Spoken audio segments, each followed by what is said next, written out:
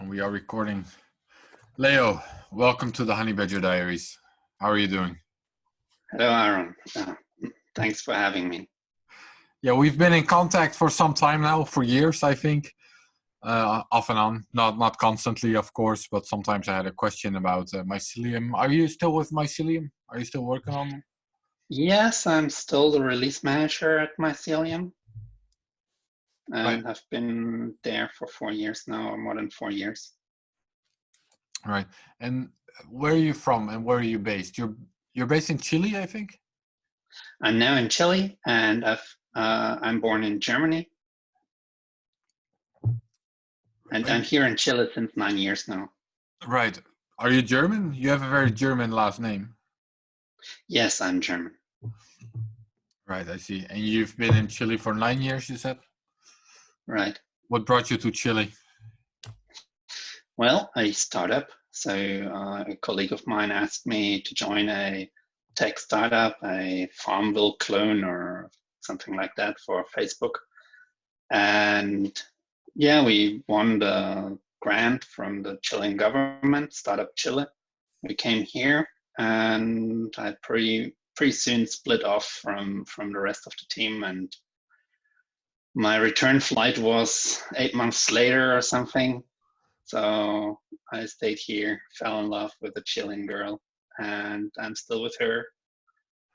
You stuck around. Right. Is that startup still going without you? No. It fell apart pretty quickly. Hmm. And then you've been working with Mycelium for the past 4 years, you said? Right. So, and now you started, you launched a new website. Wallet Scrutiny, yes. walletscrutiny.com. Right. Okay, so tell me about it. Well, when I joined Mycelium, I already asked if it would be possible to have verifiable builds.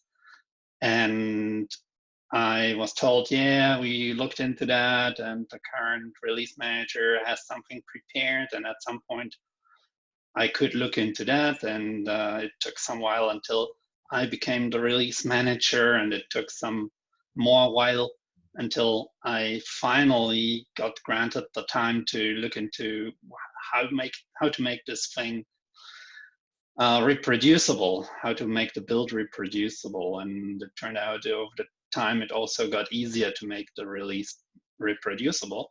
Can you explain in layman's terms what this means? What does it mean to make the build reproducible? So the problem is that many people know that open source is good, closed source is bad, but what they then end up installing is something from Google Play in the case of Android wallets. Or they download a binary from a website, and the website says, oh, it's open source, and here's the signed hash and stuff, and they think, oh, signed hash, that sounds very secure. But the signature of the hash of a binary is worth nothing if the binary is not compiled from the source code.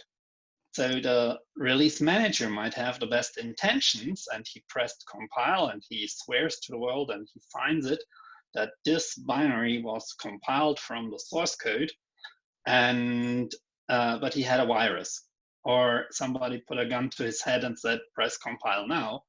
And he releases a version which is not exactly what is on the public GitHub, for example. Yeah. So let's take this one step at a time for those that aren't as familiar with open source software development. The reason we want software to be open source is so anyone can validate that the software does what it should do, that there's no hidden steal your Bitcoin bugs in there, for example. The software is, anyone can look at it on GitHub. Now, this software, to be able to run on a computer, has to be compiled into binaries, which are essentially the zeros and ones. These are what your computer can read, but these zeros and ones aren't readable by a human. Right? So far, so good? Exactly. So the binary cannot be audited. So once I receive a binary, then I'm lost. I cannot audit it. But if I can reproduce the compilation of that binary, then it makes sense to review the source code to judge on the binary. And Right. That's something that historically was not very much a priority. So compilers would take the files in random order. They would put the functions in random order because it has no impact on how the program runs, or it would do some just-in-time optimization based on the platform you're running it on, Yes. etc. But So even if you compile the source code on the same source code on different computers or at different times or these kind of variables, then the binaries will turn out differently. Therefore, if the only thing you see are the binaries, then you have no way to check if it was actually from the source code because you cannot recompile it into the same binaries. Exactly. So the reproducible, the property of being reproducible means that one security researcher can give protection for all the users. So if it's not reproducible, then everybody would have to compile it on his own, and any binary that's floating around would not be provably linked to the source code. So the only way to profit from that open source project would be to compile it myself. So compiling it is much easier than reviewing all the code behind it, but it's still much too much a hurdle for 99.9% of the users. Right. The other thing you mentioned is that in the case of, for example, Mycelium and all mobile wallets, I guess, how people actually get it is they press download from the Play Store or from the Apple Exactly. Store. So at that point, do you even see the binaries? You can check the binaries then from what you're downloading there. Yes, you can. In Android, you can. Well, when you install an update of an Android app, then that update would be stored in a specific folder. And if you know the name of the binary, then you can find that file even without administrator or root permission on the phone, and you can then upload it to somebody to check it. Right. That is something an app would do that I'm developing too. So you Right. could have that app installed on your phone. The app would wait for any updates. And if you update Angry Birds, it would say, oh, not interested. And if you update the Schildbach wallet, it would say, oh, let's check the hash, would send the hash to the server. The server would say, oh, I haven't seen that hash yet. Please send me the file. The app would ask the user, do you want to upload the 20 megabytes to check? And then the binary would get to wallet scrutiny for further scrutiny. All right, so let's get to that further scrutiny then, because I think that's yeah. Let's get there. What does this look like? So this binary is sent to wallet scrutiny. That's you. Currently, I download it myself, so it's currently a very manual process. I Googled wallets, Bitcoin wallets, and on Android, and I then installed those wallets, and then took the binary from my cell phone onto my computer. But that's my Chilean cell phone, and as the provider can provide a different binary to Chile and to the United States, I might not be testing the binary that other people are running.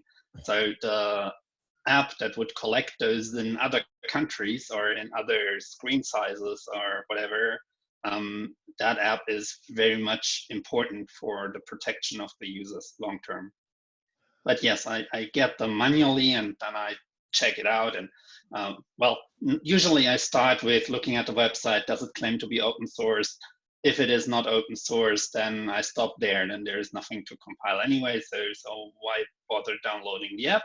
Right. But if it's open source, I check if the compile instructions are solid.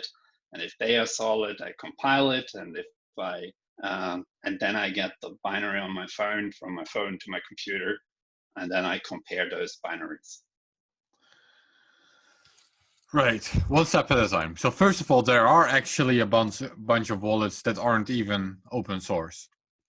Right. Including some pretty big name wallets. I think from the top of my head, Jax, although I think there's some code you can view somewhere, you just can't copy paste it or something. And then which other ones aren't open source? If you look at my website, walletscrutiny.com, and you scroll all the way down, if you're just interested in finding those apps, then the second to last chart gives you all the big icons that you might recognize. But if you're interested how many users are affected, then the last chart is the most interesting, where the icons are scaled to the amount of downloads that the app had in the Google Play Store. And so the biggest closed source, and many don't know it's closed source, wallet is Koinomi. It's some orders of magnitude bigger than Jax. And there is also an open source one that's not answering to my inquiries, why is it not reproducible, or why is it not compilable even? And that's the blockchain wallet. Right. Open source, but not verifiable. Right. That's the, well, yeah, that was the next step I was going to get to. First of all, so I know one of the developers, or one guy who works for Koinomi. I think, you know, as far as I can judge, he's probably an honest guy.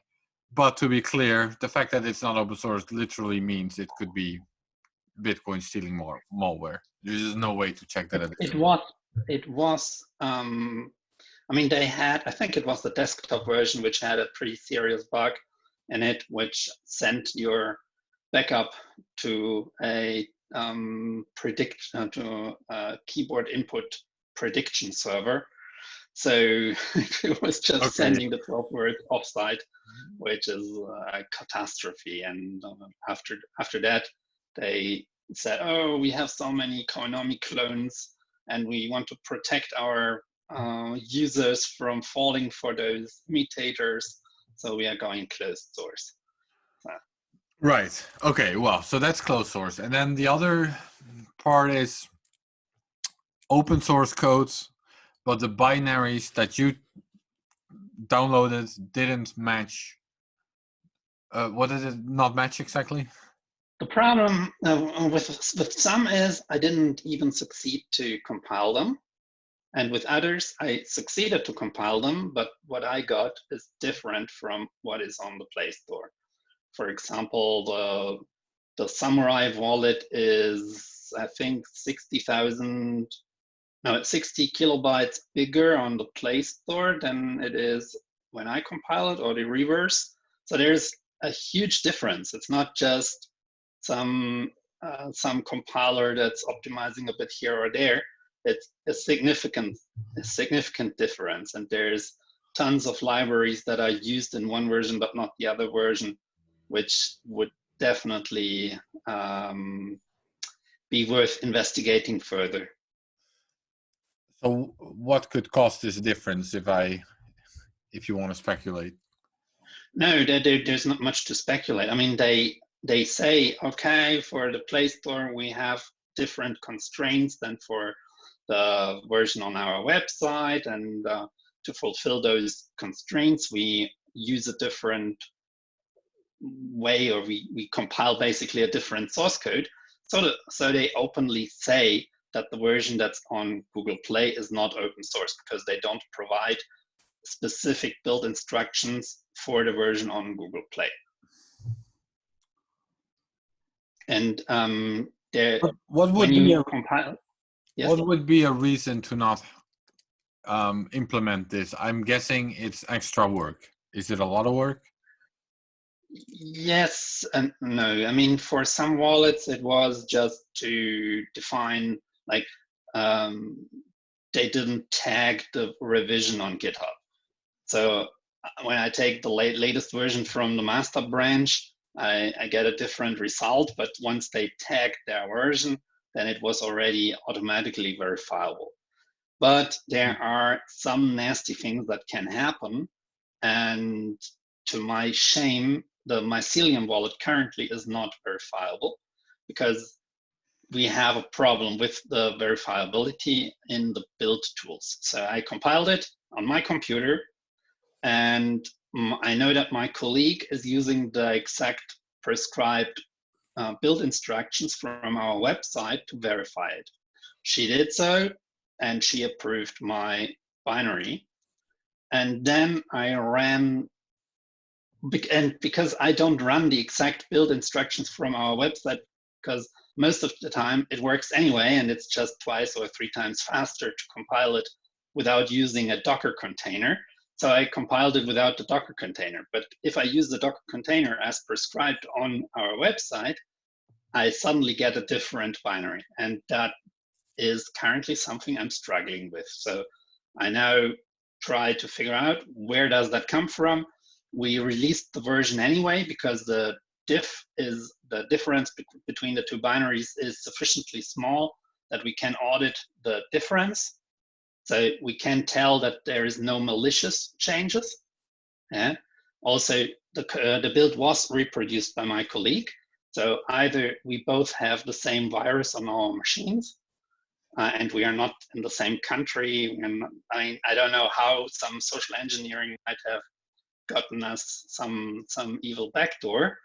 But so sometimes it's complicated, and sometimes you need to get an extra step to make it reproducible. But usually it just works. And there are some libraries that take the file system ordering and order the files by file name, and the other file system orders them by timestamp. And then you get a difference there. And so you have to use a file system and you can emulate a file system for the step of compilation. And that's what we also have to do for Mycelium to make it work. So it's not trivial, but for some wallets or for many wallets, it's quite easy to get there. Yeah, so on this topic, maybe I should have asked this before. How do you actually make the binaries reproducible? Do you use Gitian? That's what Bitcoin Core uses, right? You're right, but Gitian is not for the Android builds. So the Android build tools should produce deterministic results. So whenever those tools don't do that, then that's a pretty high priority bug on the issue trackers, and it gets fixed, which when you are trying to release today is quite annoying, but it's something that developers care about in most of the libraries and also in the build tools.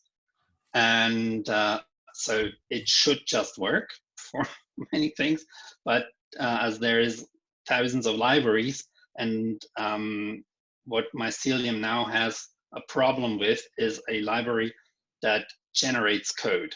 And that code that's generated is not being generated deterministically and by a library that is kind of one of tens of thousands of libraries, which are not all under the control of Google, so to say.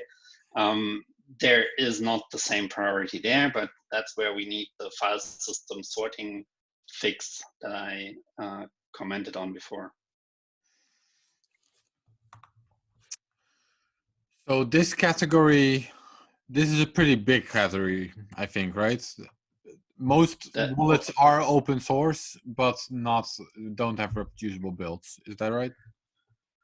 No, actually, there's 29 custodial wallets, 26 closed source wallets, only 24 open source wallets, and 4 verifiable wallets. So of course the verifiable wallets are also open source wallets. So yet they are like 1/3 is open source and or verifiable, 1/3 is closed source, and 1/3 is custodial. In terms Right. of Yeah, I didn't users, even take custodial into account because that's obviously not safe. Yeah. So, and you mentioned, okay, so there's only 4 that are open source and verifiable. Which 4 are these right now? That is the Schildbach wallet, but it's the Bitcoin wallet by Andreas Schildbach. Yep. He is very much, he's always stressing that it's not only his wallet, or it's not his wallet, it's by the Bitcoin wallet developers. There's the green wallet, and there's the AirGap Vault, and there's the green address AV Core. which I heard is not really meant to be used as a wallet. It's a full node on your phone. So it's Yeah, for it's that reason more a probably gimmick also the project mobile. almost. Yeah. And as I mentioned, Mycelium was in that category, and hopefully soon, maybe tomorrow, that's my next job, gets back into the category. The Unstoppable wallet is giving me another headache.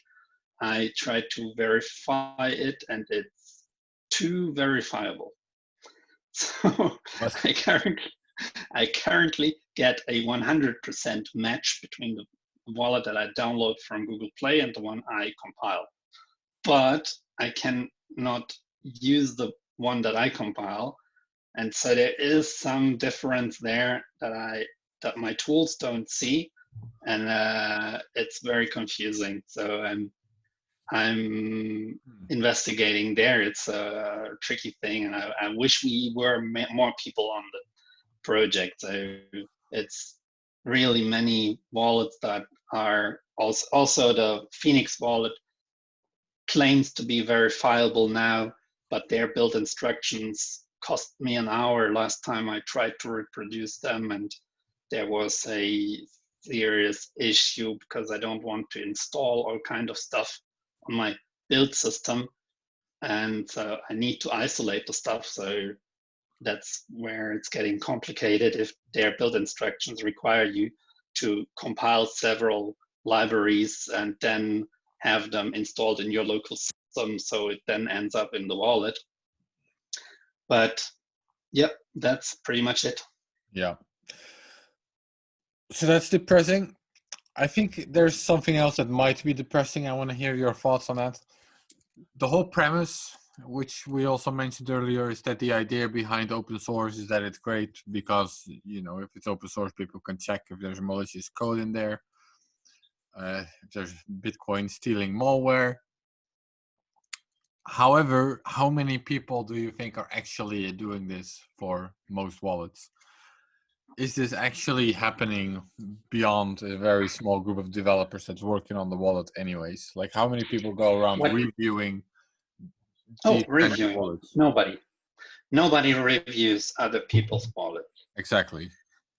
So reviewing the Mycelium wallet is a full-time job, and we have a small team. So for the review of what my colleagues put out,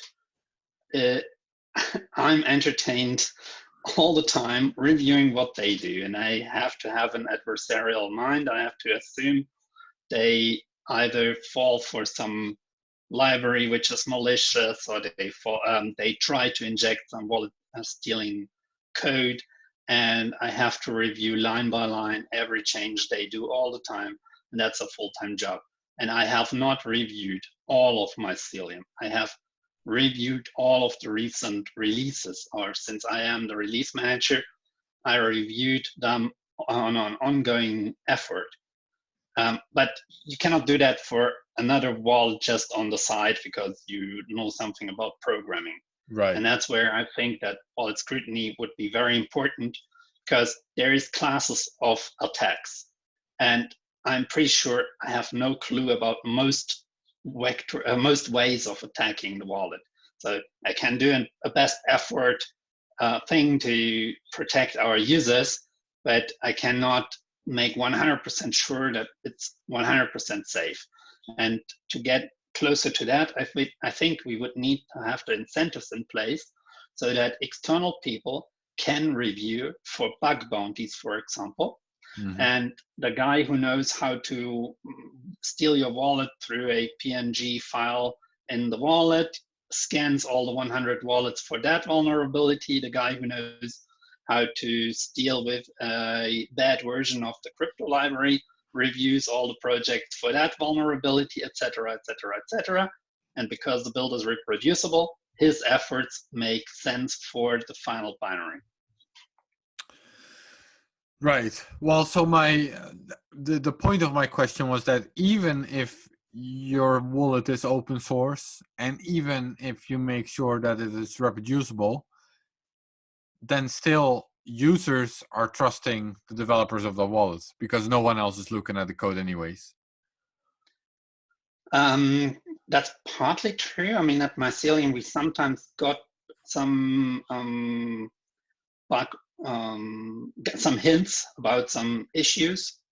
Like we had some poor SSL pinning, where some user told us that that's not 100, that's like outdated, and we should update that. And sometimes we got hints from users to improve the wallet. So, but sometimes we screwed up and released a binary that was compiled from code that we had not published yet, and nobody complained about the source code missing.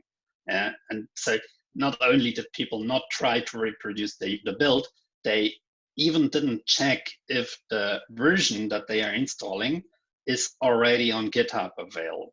And so even what they consider open source is good, blah, blah, nobody checks. Yeah. So with wallet scrutiny, I want to get there. I want to get to a point where people install an app, the app checks if a rogue binary is in circulation, and if there is a rogue whatever airgap vault wallet in circulation, it would notify all the users of airgap vault quicker than they can update to the latest version, and they would get notified. And for example, what could be done is that the phone gets disconnected from the internet. It just switches off Wi-Fi and mobile internet and tells the user, please switch off auto update on your airgap wallet and watch what's going on there before you switch back on your internet, something like that. Right. When did you start this project? A couple of weeks ago? No. In November. Well, I guess it would have taken longer to do all the research. When did it go online? Has it been online since November? Yes, it's been online since November. In November, there was only 2 verifiable wallets, and it was in total, I think, 60 apps that were reviewed. Now it's over 100 apps that are reviewed, and there's more automation. Yeah, right. You keep updating the website. Exactly, with every release. That's super important, because just because it was verifiable on the 15th of April doesn't mean that the next update is good. Right. Yes. So you got to keep up with the new updates per wallet as well. Right. Is it a one-man project? Are you the only one maintaining this website? Currently, yes, I'm the only one. So I had some contributions by a friend, Mycelium in New Zealand, and a colleague, Christina from Mycelium. But the last weeks I was mostly working alone on that. Well, Matthew is maintaining the BTC Pay server for donations, but yeah, the reviews I'm doing all alone. And it's a hobby project basically, or do you hope to make money from it somehow at some point? Or I hope to get this seen by as many people as possible. I hope to turn it into something that people understand gives them security. And I hope that wallet providers care about being verifiable. And I hope to drive people away from closed source and non-verifiable wallets. Custodials are another topic, because sure, if you are an institutional investor, you might want to have some custodian for managing something weird like crypto money. But if you want to be your own bank, there is no reason to use anything that is not verifiable. Yeah. All right. That was that topic, I think. I want to ask you more about Mycelium as well. Is there anything else we need to discuss about the website? Check it out. There's more podcasts linked there, and it's check out your wallet. Look into the discussion of the wallet. because some things are just the tags that you see in the big list, but there's also a more in detail discussion on the individual articles. Right. All right, Mycelium. Mycelium existed before you joined them, right? Right. Was it founded by Rasa? No. Did he Rasa was work for hired. Mycelium at some point? Yes, he worked for Mycelium. He was hired as the community manager. That was before me. No, Right. I'm not sure. Oh, maybe. Yeah. So who runs Mycelium, or who owns Mycelium? It's the Mycelium Holding, it's called, I think. Alexander Kuzmin is the boss. That name rings a bell, right? And does Mycelium have a profits model or anything? Of course, there is some profits from selling Bitcoins. There is some, I'm not familiar with the details there, but you can buy Bitcoins with credit card through the wallet, and there is a markup on the sales price that goes to Mycelium. And there is referral links to the hardware wallets. So Mycelium supports hardware wallets. And if you don't have a hardware wallet, please buy it through Mycelium. So you get, you don't pay extra for that, but we get a referral bonus for that. And I don't know, there's now Ethereum support. I think there was some, I don't know if there was an interested party that wanted Ethereum support in the wallet and paid for that. I'm not familiar with the financing for certain features. There are some promoted links in the wallet where you can check out the related businesses, and yeah, for those there is certainly money involved, but I'm not familiar with that part. Right. Wasn't there also a token sale or something at some point? There was a token sale. I think there was some slack about that. Yes, there was a token sale. I heard about the token sale myself a day before it went live. I was not involved in the planning. I was not involved in designing the website, and I certainly never promoted it, and don't have much to say on that topic. All right. What do you know? What happened with the sale, or how that ended? I have no idea. I'm genuinely curious. I just know there was some controversy about it. Would you rather have us skip this topic, or? I would prefer to skip that topic. Yes. All right. How big is Mycelium right now? Do you have any idea, like how many users, or how does it compare to other wallets? It has 1 million downloads. The downloads are not precisely the active users. I think I'm not really in the position to share further insights there. There is the wallet developer team, which is 1, 2, 3, 4, I don't know, 6, 7 people. Some are working also on other projects, and there's other projects where we can get people over if there is more need on the wallet. So Mycelium is not only the wallet, and there are other projects also. I also remember, didn't Mycelium have its own sort of local Bitcoins kind of thing going on? Yes, it has an integrated exchange in the Android wallet. And I'm not sure how well that works currently. It didn't have much priority in the recent months. And I think it, now I know it doesn't support SegWit yet. And as the wallet now is on SegWit by default, there is an issue. And so I think it's not really working well, but it gets people together.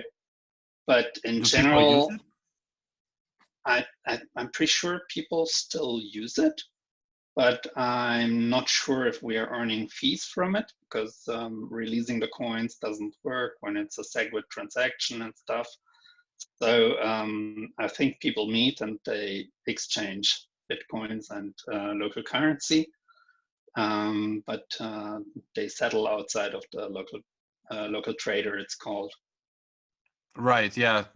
So it's really this local thing where you find someone with your wallet, another Mycelium wallet user, and you can trade locally. You find each other at a bar or something like that, right? Well, not right now, I guess, Point because all is, bars are closed. sure. The Are they point closed of in local Chile? trader, Well, let's stick to this topic first. the point of local trader is that it is highly anonymous and that the messages are end-to-end encrypted. So so we don't have to moderate the communications, and so it is and the idea is meet physically, and if the other guy doesn't honor the contract, don't honor a contract you neither. But it's hard to tell the user to do that. I mean, when you try to buy Bitcoins on local or sell Bitcoins on local trader, you get a notification like 4 times on the way to selling that tries to tell you in pictograms and in English and again in English, don't release Bitcoins if you don't meet in a physical place, but it's a completely anonymous end-to-end encrypted trading platform. So there is a scammer problem, and so people release the Bitcoins. But I think currently releasing the Bitcoins doesn't work too well. So I don't know how much there is a scammer problem at this point. But yeah, it's not the best marketplace as of now, I think. But I think this will soon be a priority again. Right. Anything else about Mycelium you think is interesting to share?